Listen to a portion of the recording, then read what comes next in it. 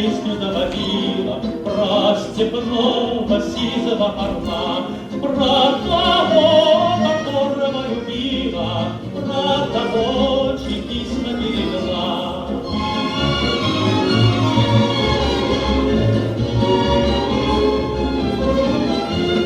Ой, ты песня, песенка девичья, ты лети на ясном солнцем селе, и по лицу на дальнем пограничье от Катюши передай привет.